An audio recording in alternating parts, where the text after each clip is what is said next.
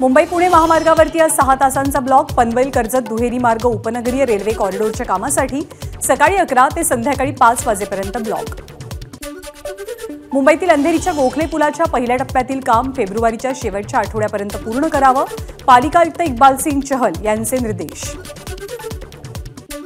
100 वर्ष जुन्या असलेल्या सायन रेल्वे पुलावरती 26 जानेवारीनंतर हातोडा. रेल्वेची तयारी पूर्ण. पूल पाडण्यास लागणार 6 महिने. सध्याच्या पुलाखालून 5वी आणि 6वी मार्गिका टाकण्यावरती मर्यादा येत असल्यामुळे हा पूल पाडून नवा पूल बांधला जाईल.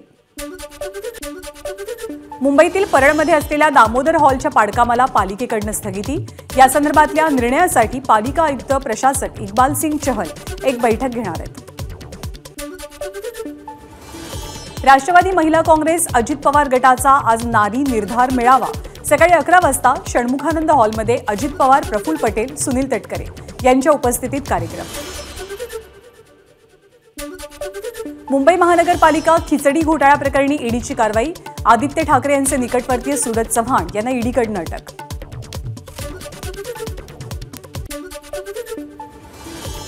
सूरज चव्हाण यांचा आपल्याला अभिमान. सूरज निर्लज्ज हुकुमशाहीसमोर झुकला नाही.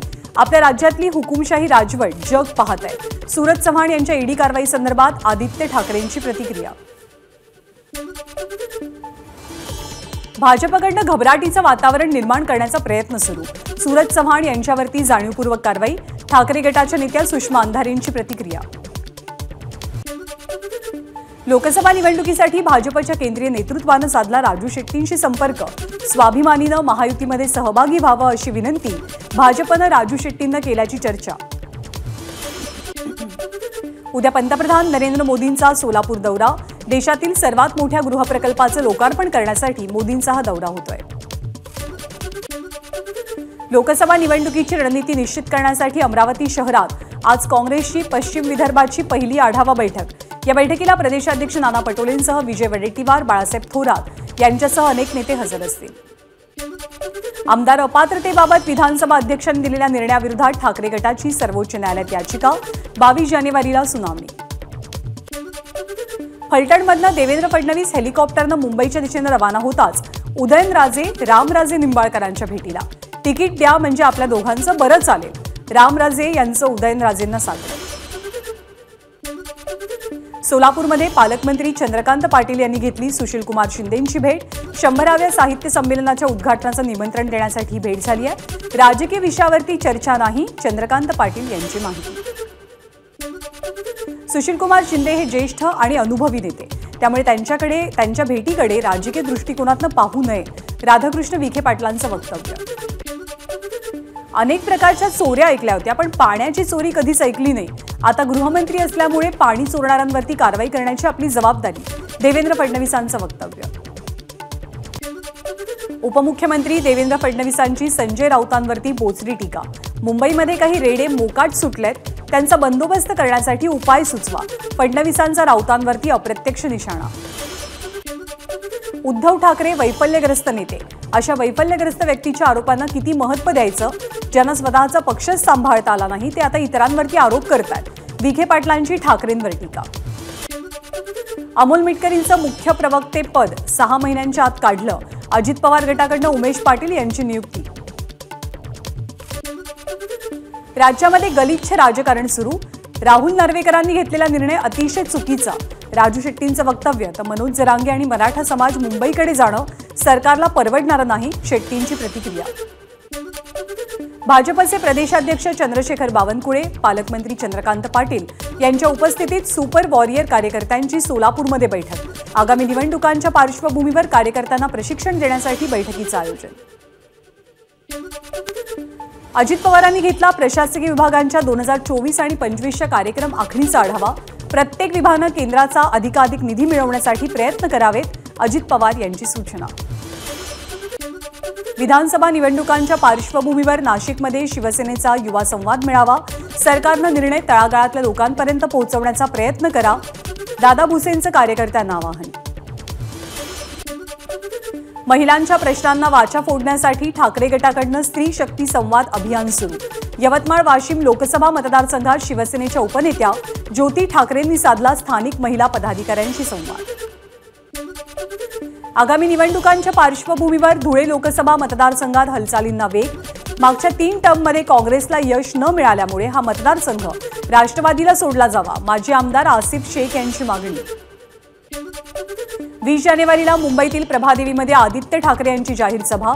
लोकसभा निवडणुकीच्या पार्श्वभूमीवर ठाकरे गटाकडून मोर्चे बांधणी। कोल्हापूर शहरामध्ये दाट धुक्याची चादर, धुक्यामुळे वाहनांचा वेगही मंदावला।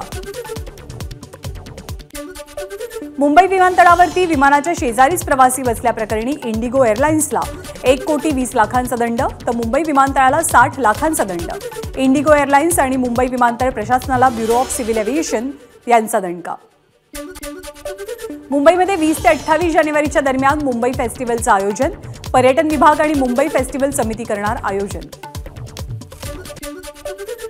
22 जानेवारीला अयोध्येमध्ये प्राणप्रतिष्ठा सोहळा संपन्न होतोय आणि अयोध्येतल्या सोहळ्यानिमित्त मुंबईच्या शिवाजी पार्क परिसरात असलेल्या मंदिराला आकर्षक विद्युत रोषणाई करण्यात आली आहे।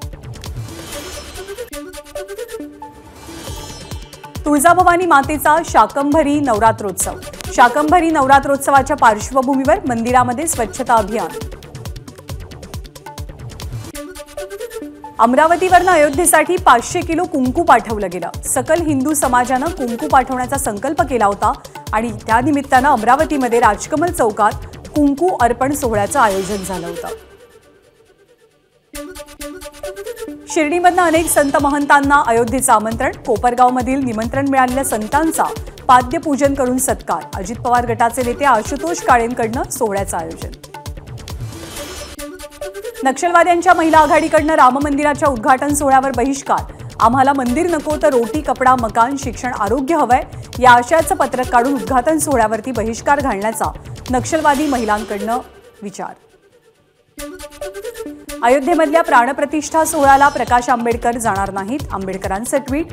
अयोध्येमधला सोहळा भाजप आणि संघानं हायजॅक केलाय। निवडणुकीच्या लाभासाठी एका धार्मिक सोहळ्याचं रूपांतर राजकीय प्रचार सोहळ्यामध्ये करण्यात आल्याची आंबेडकरांची टीका।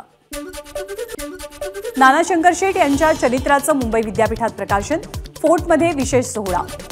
फलटण येथील चरित्र अभ्यासक अमर शेंडे यांनी या चरित्राचं लिखाण केलं। नागपूरच्या पारडी उड्डाणपुलावरनं एक ट्रक खाली कोसळताना वाचला। चौकावरनं वळण घेताना एक ट्रक एका बाजूला झुकला आणि उड्डाणपुलाच्या सुरक्षा भिंतीजवळ उलटला।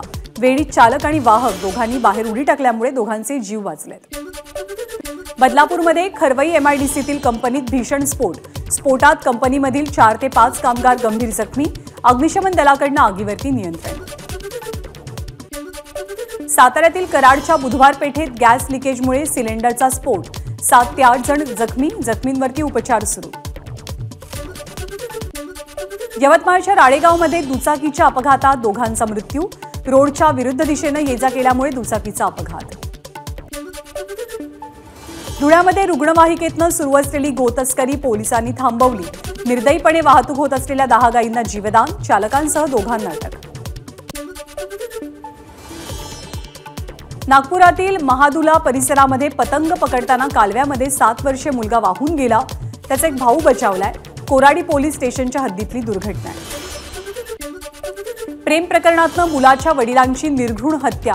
सांगली तालुक्यातल्या शिराळा तालुक्यातली घटना। सांगलीमधल्या शिराळा तालुक्यातली घटना। 12 जणांच्या विरोधात गुन्ह्याची नोंद। लातूरच्या पेठ गावाजवळचा तरवजा नदीवरच्या पुलावरती एका अल्पवयीन मुलीचा मृतदेह सापडलाय।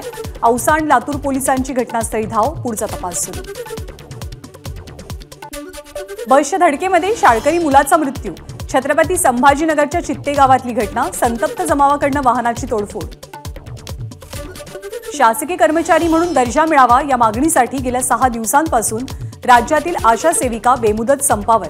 नागपूर जिल्ह्यातील आशा सेविकांचं जिल्हाधिकारी कार्यालयासमोर ठिय्या आंदोलन।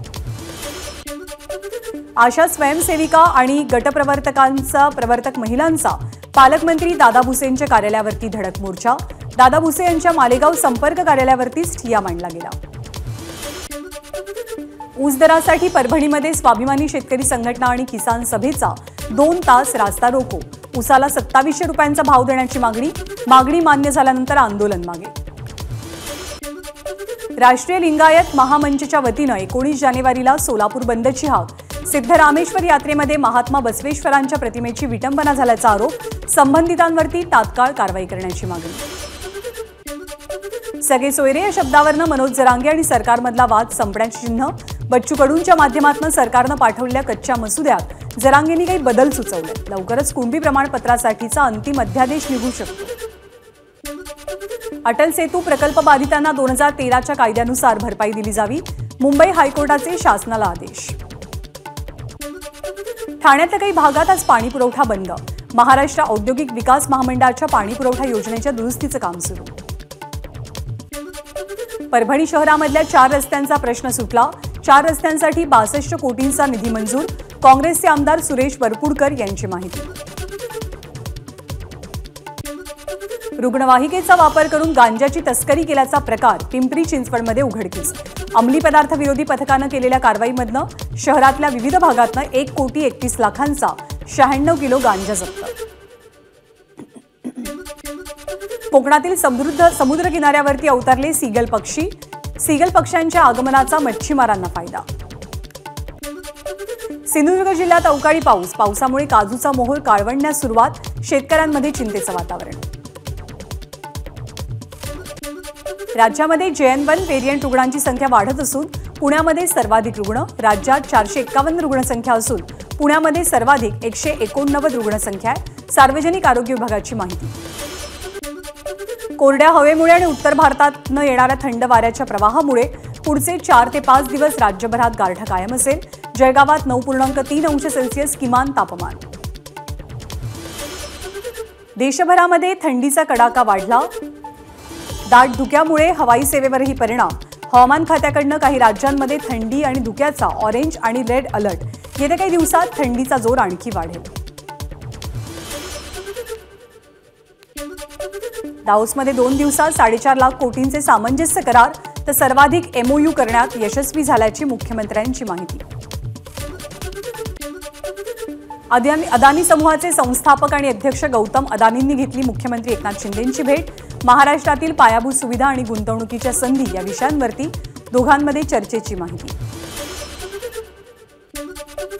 दाओसमध्ये सुरू असलेल्या जागतिक आर्थिक मंचाच्या बैठकीत तेलंगणाचे मुख्यमंत्री रेवंत रेड्डींनी घेतली गौतम अदानींची भेट. अदानी समूह तेलंगणामध्ये 12,400 कोटींची गुंतवणूक करेल. महाराष्ट्र सरकारनं आरोग्य योजना राबवण्यासाठी बेळगावसह कर्नाटकच्या सीमा भागात प्रवेश करू नये. महाराष्ट्र सरकारला अशा सूचना केल्याची कर्नाटकचे मुख्यमंत्री सिद्धरामय्यांची माहिती. केंद्र सरकारची सवलतीच्या दरातील खाद्यतेल आयातीला मार्च 2025 पर्यंत मुदतवाढ. आयात शुल्कात मोठी सवलत दिल्यामुळे पुढचं वर्षभर खाद्यतेलाचे दर कमी राहतील असा अंदाज आहे. छत्रपती शिवरायांच्या 350व्या राज्याभिषेक वर्षानिमित्त दिल्लीमध्ये महाराजांच्या जीवनावरती आधारित हिंदी नाटक आणि प्रदर्शनाचं आयोजन. दिल्ली विद्यापीठाच्या विद्यार्थ्यांचा कार्यक्रमात सहभाग. अयोध्येतील राम मंदिर प्रतिष्ठापना सोहळा निर्विघ्नपणे पार पडावा म्हणून महाराष्ट्राच्या सर्व 36 जिल्ह्यातील पुजारी आणि गुरुजींचं अयोध्येमध्ये अनुष्ठान. अयोध्येतील सर्वात जुन्या काळाराम मंदिरात पुजाऱ्यांकडून शांतीपाठ. परदेशातील पाहुण्यांना सुद्धा राम मंदिर पाहण्याची उत्सुकता. हाँगकाँगचा नागरिक जोसेफ आणि क्रिस्टी हे राम मंदिर पाहण्यासाठी अयोध्येमध्ये आलेले आहेत. जोसेफकडनं गेल्या 15 वर्षांपासून रामायणाचा अभ्यास सुरू आहे. 22 जानेवारीला देशभरातील सर्व न्यायालयांना सुट्टी जाहीर करावी. राम मंदिर उद्घाटन सोहळ्याच्या पार्श्वभूमीवर बार काउन्सिल ऑफ इंडियाची सरन्यायाधीशांकडे मागणी. ABP माझा, उघडा डोळे बघा नीट.